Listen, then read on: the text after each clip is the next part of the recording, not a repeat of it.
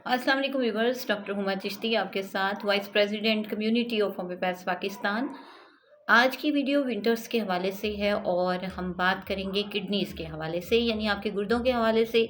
Winters जो हैं यानी कि सर्दियाँ, मैं अगर ये कहूँ कि आज बात करेंगे हम विंटर पोल्यूशन के हवाले से, तो ये गलत नहीं होगा, क्योंकि विंटर में किडनीज़ के साथ कुछ सूरत हाल इसी किस्म की होती है। देखिए, होता क्या है कि किडनीज़ के पेशेंट बहुत ज़्यादा आने लगते हैं और इस हवाले से कंप्लेंट्स ज़्यादा होने लगती हैं। तो उसकी वजह क्या है, आखिर क्यों सर्दियों में ही गुर्दों की तकलीफ़ भी बढ़ जाती है और उसकी इन्फेक्शन बढ़ जाती है और ये रेशो बहुत ज़्यादा हो जाती है। तो आपको ये बताती चलूँ डियर व्यूवर्स, लेकिन ये बताने से पहले आपसे रिक्वेस्ट है, अगर अभी तक आपने चैनल को सब्सक्राइब नहीं किया तो काइंडली अभी कर दीजिए, इसको लाइक कीजिए और कमेंट सेक्शन में अपनी राय का इज़हार ज़रूर कीजिए। जी, तो गुर्दे, हमारी जो बॉडी है उसमें 2 गुर्दे होते हैं, 2 किडनीज़ होते हैं, आप सब जानते हैं। और ये कोई यानी आम इन्फॉर्मेशन है।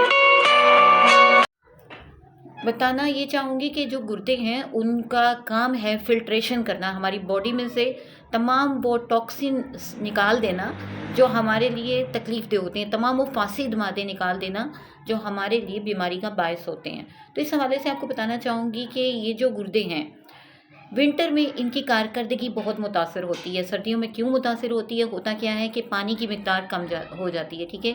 हम डिहाइड्रेशन का शिकार हो जाते हैं, हाइड्रेट नहीं रहते प्रॉपरली, क्योंकि सर्दी की वजह से पानी पीने को ज़्यादा दिल ही नहीं चाहता। तो इस वजह से क्या होता है कि वो जो मिकदार जो हमारे गुर्दों को चाहिए होती है उसका काम करने के लिए, उसके फंक्शन को प्रॉपरली प्ले करने के लिए, वो नहीं रहती। एक तो इसकी वजह से क्या होता है, गुर्दों में सोजिश होने लगती है और वो तमाम डिपॉजिट्स जिनको निकल जाना चाहिए थ्रू यूरिनेशन, वो इकट्ठे होने शुरू हो जाते हैं। जब ऐसे डिपॉजिट इकट्ठे होते हैं तो होता क्या है कि स्टोन फॉर्मेशन होने लगती है। सेकेंडली जो चीज़ होती है वो क्या होता है, उसकी वजह से फिर एक्यूट इंजरीज होने शुरू होती हैं। यानी अगर स्टोन फॉर्मेट हो गया है तो वो आपको इंजर करने लगता है, प्रॉब्लम करने लगता है।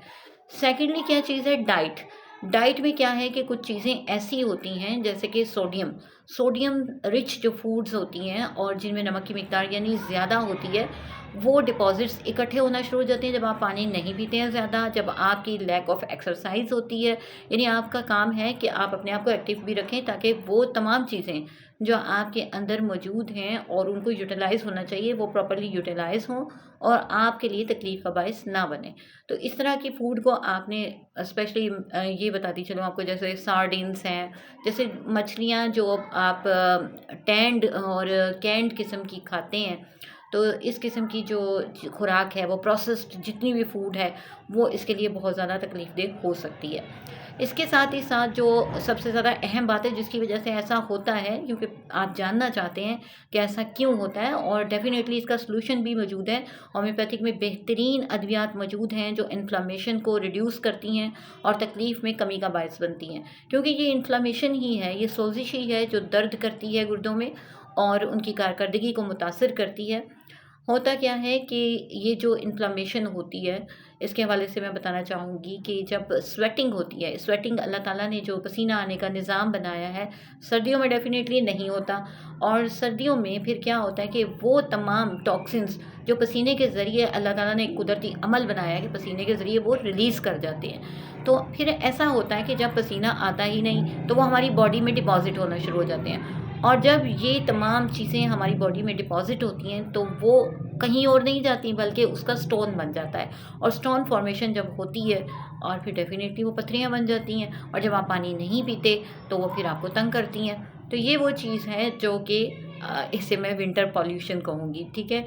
अच्छा, गुर्दों के मरीज़ों के लिए एक ख़ास हिदायत देना चाहूँगी कि डाइट के हवाले से, कि वो पालक नहीं खाएँ, ठीक है। साग का मौसम है लेकिन साग बिल्कुल नहीं खाना, मेथी नहीं खानी, इस तरह की तमाम चीज़ें जिनमें मिनरल्स ज़्यादा होते हैं, सोडियम रिच होती हैं और वो प्रॉब्लम करती हैं। आलू नहीं खाना, ठीक है। इसी तरह से जो टमाटर है, यानी टमाटो को अगर इस्तेमाल करना पड़ जाता है तो पील ऑफ करें, उसका छिलका उतारें, उसके बीज निकालें और फिर आप इस्तेमाल कर सकते हैं, अदरवाइज़ आपने उसको नहीं इस्तेमाल करना। अपनी डाइट में एंटीऑक्सीडेंट्स का इस्तेमाल रखिए ताकि क्या हो कि आपकी जो बॉडी है वो इन्फ्लेमेशन से पाक होती रहे, और इस तरह से क्या होगा, आपकी तकलीफ़ में कमी आएगी। तो ये वो चीज़ें हैं जिनका आपने इस्तेमाल नहीं करना है, और इसके साथ ही साथ गोभी का इस्तेमाल नहीं करना, माश की दाल का इस्तेमाल नहीं करना। आम लफ्ज़ों में वो तमाम चीज़ें जो बादी पैदा करती हैं, फ्लैचुलेंसी पैदा करती हैं, गैस पैदा करती हैं, और चावलों के इस्तेमाल से परहेज़ करना है, क्योंकि चावल क्या करते हैं, दर्द करते हैं। तो दर्द जो है वो फिर ज़ाहिर-सी बात है गुर्दों के लिए तकलीफ़देह हो जाती है। तो अपना बहुत सा ख़्याल रखिए, और ये आपको बताती चलूँ कि होम्योपैथिक में बेहतरीन मेडिसिन मौजूद है। अगर आपके किडनीज़ में इन्फ्लेमेशन हो जाती है तो उसको रिड्यूस करने के लिए बेशुमार medicine according to sign and symptom मौजूद हैं। उनमें एपिस है हमारी मेडिसिन लाइको है, प्रेरिया है, बर्बरिस वल्गैरिस है, बहुत सारी मेडिसिन है। नाम इतने सारे हैं कि मैं अगर लेती जाऊँ तो ख़त्म नहीं हो, लेकिन हमने इस्तेमाल कैसे करना है कि वो साइन एंड सिम्पटम के तौर पे अपनी कॉज़ को देखते हुए कि किस वजह से, कहाँ, कैसे दर्द है, उस तरह से हम जब इस्तेमाल करेंगे तो पेशेंट क्योर कर जाएगा। आज के लिए इतना ही, मुझे अपनी दुआओं में याद रखिए। किसी नेक्स्ट वीडियो तक के लिए इजाज़त दीजिए। अल्लाह हाफ़िज़।